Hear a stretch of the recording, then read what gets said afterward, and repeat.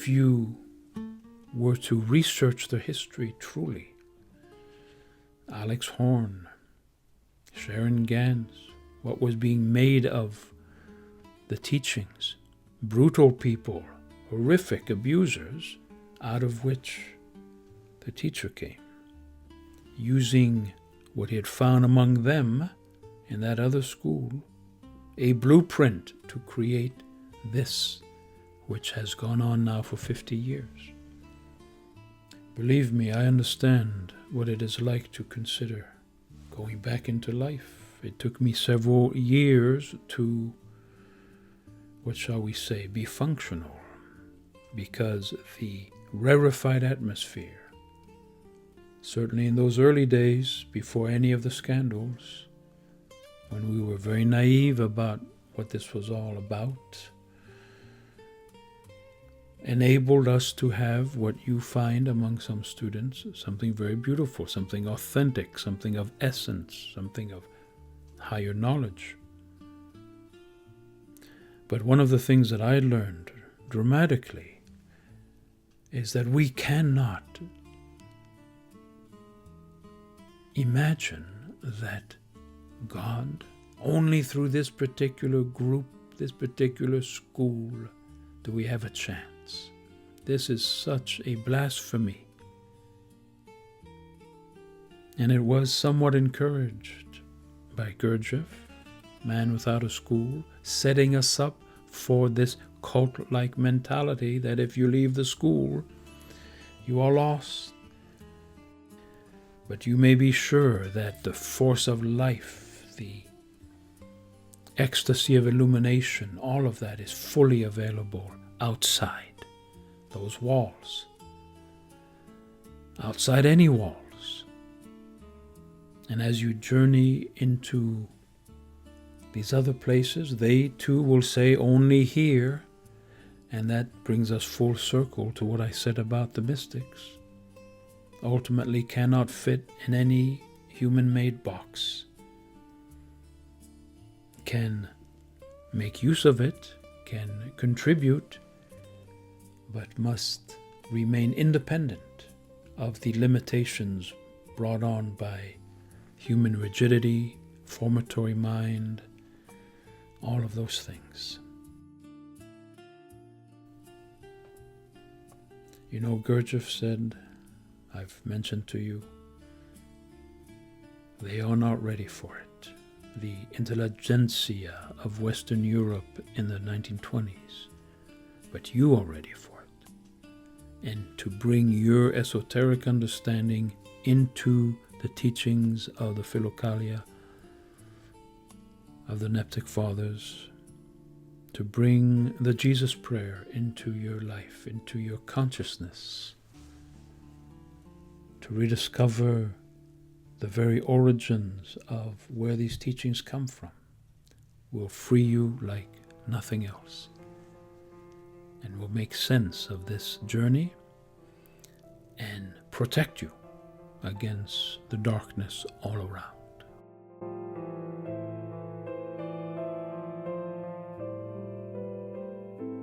It is the fourth way, it is the teachings of Gurdjieff, those transformative ideas that drew us to the school, which are the important thing, which are the fundamental thing, which are the working thing. It is not the school itself, although certainly it intensified the learning of these ideas in some way. It allowed a living in essence, hopefully. It brought forth a more refined way of being, but with it came its particular take, meaning the teacher's particular take on these teachings. And I would urge you, in dealing with these all-important questions that you bring forth, I would urge you to separate out the specific Burtonian ideas that are utterly unconnected to Gurdjieff's gift to us, such as, and specifically, his take on sea influence, which one could say was absconded, fully became his particular version of it. And with a little research, if you've done any, about the early days, that business of 44s on license plates and messages and such was central to this man's particular experiences back in 1970, 1969, and has remained his idea of higher forces, which interestingly come to him and passed on to us, to the students. And all of us in the early days, and I suppose it continues now, but especially in 1979 and 80, not grounded in any tradition, in any deep teaching, in any essential grasp of values and reality. Deep mystical Christianity, for instance. Most of us were products of barren, empty Protestantism and twisted Catholic thinking. And so we were malleable, open to anything. We were hunting for what one writer has called the re-enchantment of the world, the rediscovery of the mystery of things that our utterly materialistic secular society had wiped out to such an extent that the soul's desperate need for this encounter, this depth of reality, could be satisfied with any snake oil salesman, as they call him, if you know what that refers to. And snake oil salesmen, familiar to the United States, when in the West the population in general was disconnected from its roots, from its European origins, and could be easily fooled, ignorant.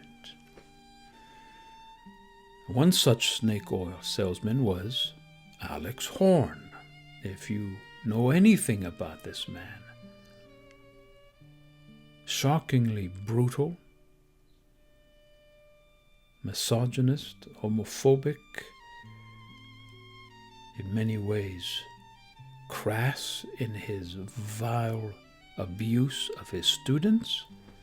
That's where Robert Burton came out of, bringing with him, and that's the shocking thing for me to have learned 45 years later, bringing with him the blueprint of Alex Horn's ideas into the creation of Fellowship of Friends.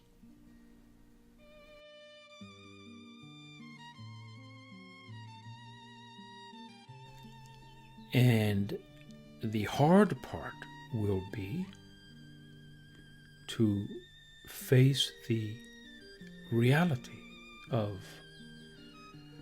where these teachings have become completely hijacked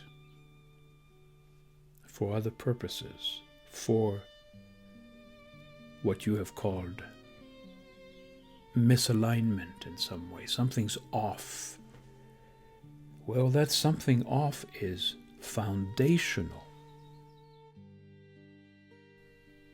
But there is so much that seems good. Believe me, I was in it, in its pristine era, Renaissance, when we were all vineyard workers, no hint of scandal, completely idealistic, completely swept away by higher impressions and culture and such. It was traumatic to leave. In fact, the Lincoln Lodge was called, Renaissance was called, a monastery in those days. But it was all false. Let's go back to Gurdjieff. Call a worm, he says, his quote. The hardest thing for me was to face the fact that it was functioning on the same dynamics as any cult, because it was too sophisticated. We were too sophisticated to be a cult. But with any kind of honest study, it's all there. The manipulations, etc.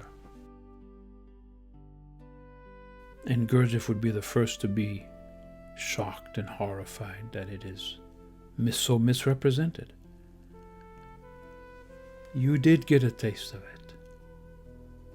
And your sense that this needing to be cleansed before higher states is critical, because a soulless experience of higher state is precisely what generates the mindset in the fellowship of us and life people. Whereas clearly the Christian, authentic, Christ-centered way is love for human beings, whether they're remembering themselves or not. Or the cutaway from family, from the past, classic cultish behavior. I took a one-way ticket, left everything. The separation, the lack of integration with humanity is deadly. Leads to a self-righteous, justified narcissism, if you will, of superiority that has nothing to do with higher worlds.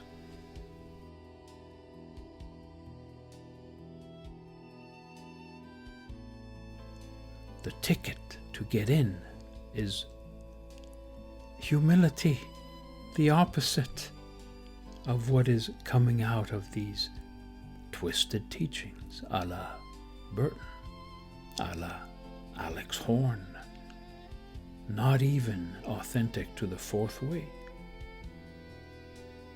This is basic information, basic data to understand in order to be free from the labyrinth of these ideas and see clearly.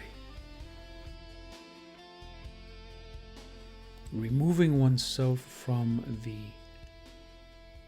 intellectual structure, the absolute, the ray of creation, all of that which was so fascinating on the blackboard from Ouspensky and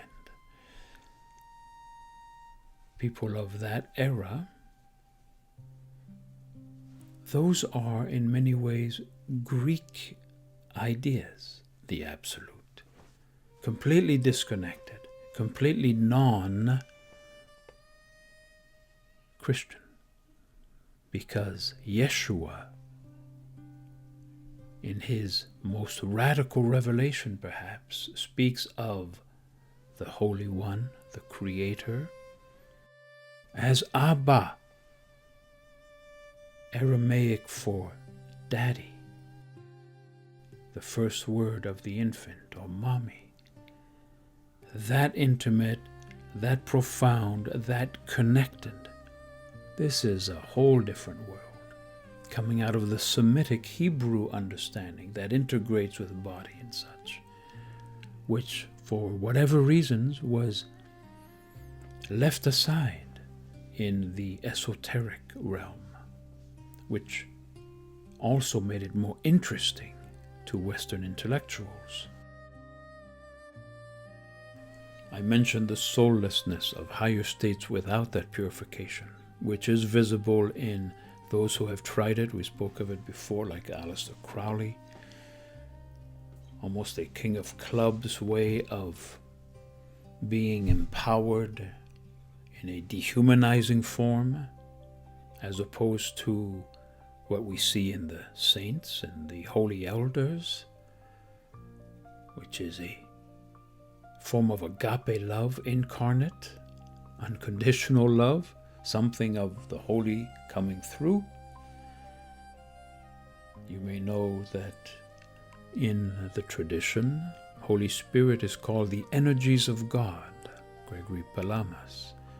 And those energies are accessible and reach out to us and can come through us. And how does that happen? Completely overcoming ego, pride, vanity, the very things we're working on with the work, the basics, in order for from our highest self, from King of Hearts, if you will, comes a capacity to more objectively experience the world and others and become blessing in this world. We don't see blessing in this world, in the fellowship. As you must know, no doubt there are good people, and you are surrounded by some, but if you look at some of the older students, that gives you an idea. Even Fritz Peters, who wrote Boyhood with Gurdjieff, who was there with Gurdjieff at the Prieuré, spoke about, in his second book, Gurdjieff Remembered, how shocked he was at the coldness of this first generation of students, including Jeanne de Salzmann. It was nothing but that very thing you see. So what's missing here in presence for its own sake? What a narrow, claustrophobic way to exist. I am now present, I feel existence, I am beyond thought and mechanics, but I'm not connected to anything really higher. We are designed to be receptacles, temples of Holy Spirit. And that lack of love is the sure sign that something is terribly missing.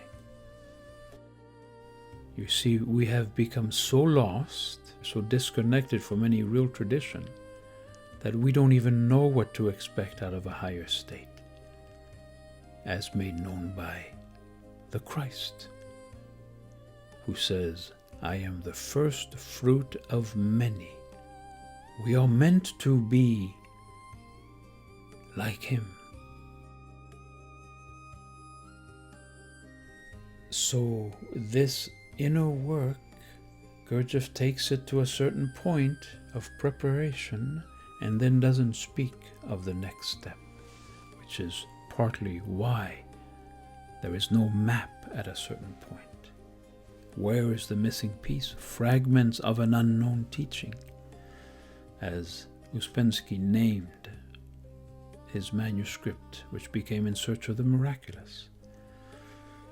You know, Uspensky himself, as a good Russian, was Orthodox, stayed Orthodox, never mentioned it, never talked to his students about it, as though only a Slavic person could understand Orthodoxy. These Westerners did not have the capacities for that kind of mystical consciousness. And this is what is changing.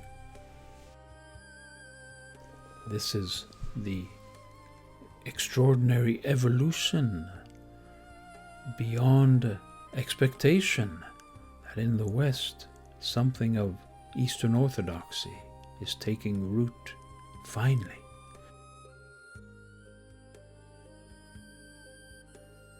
When I discovered my friends in France, French Orthodox priests, what I found were radiant human beings, brilliant, scholarly, loving, who had fully understood the teachings as experiential. And that was the connecting point, because that's what the fourth way is all about: change, transformation. And here they were fully engaged in that very thing through this parallel but different teaching. There are forces at work already present to your soul's yearning that seek to guide you. And what is it that hears, as in the prayer of the Israelites, the Shema, hear, O Israel, hear, listen. What is it? It's, of course, the King of Hearts, gateway to higher centers. And I would suggest to you that the very language needs to be transcended. Have you noticed how clinical it is? Maybe in your moving centered perception it's okay, but emotionally it is so flat, so barren, for something that is entirely, ultimately, what shall we say, ecstatic. So it is initiation to your own emotional nature at its higher level that can intuitively know beyond mental constructs, beyond rational mind. So this combination of inner cleansing, overcoming the eyes, overcoming ego, fragmentation, unifying around the one desire for ultimately love of God,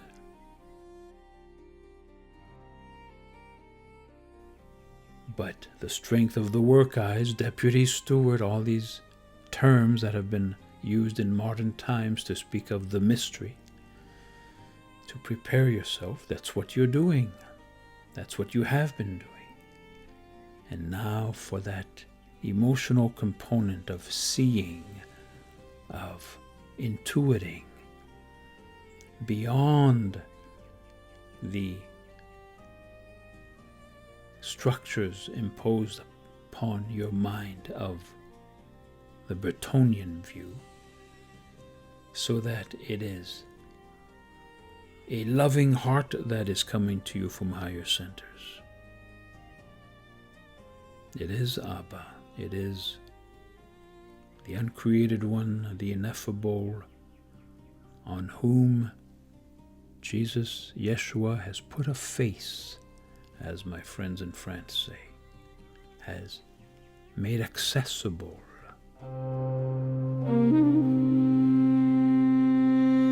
You ask about identity. What is the proper way for it to dissolve, to transfer, to change? And that has to do with a transparency to the divine, a sense of self that is beyond ego. That is what self-remembering is meant to point to. The original French is le rappel de soi, the recall of self, which is both essence and higher conscious self, true self, spiritual self, spirit and matter, one that is existent in that higher consciousness as its home, and more consistently one in its presence, beyond body sensing and all of that, now lifted into an expanded state of gratitude, state of devotion to the good, delight in the good, bliss in the gift of life. This refined energy links us to the energy of spirit and allows communion. So our identity becomes a loving heart, a poor heart, the anawim, blessed are the poor in spirit. Anawim being not poor literally, but poor in themselves, poor of pride and ego. Yeshua speaks of pride as the abomination that causes desolation in the Holy of Holies, referencing the pagan idol placed in Solomon's temple's Holy of Holies in the place of the one who is, removing that which is all about the work, what you do, non-identifying, becoming this limpid, clear stream of conscious awareness that is mindful of the wonder and mystery.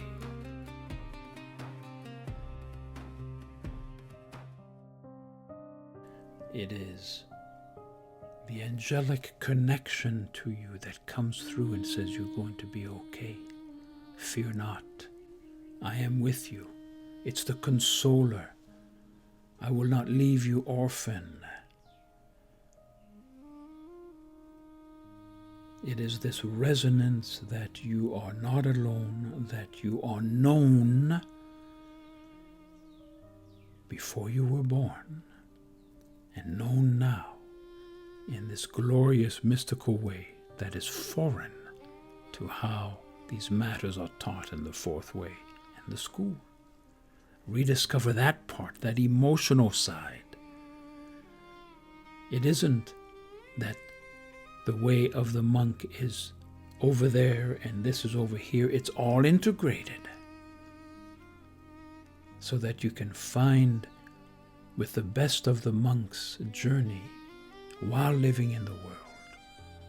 It includes it. The treasure was right in your backyard.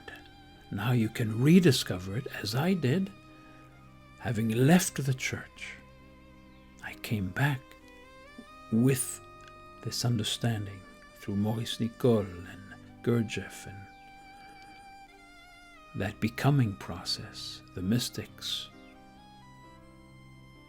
where practical work on inner transformation and higher consciousness revealed what it was really all about and is enriched by the religious side, the devotional side, the emotional side. Blessings to you. Be well. God is with you.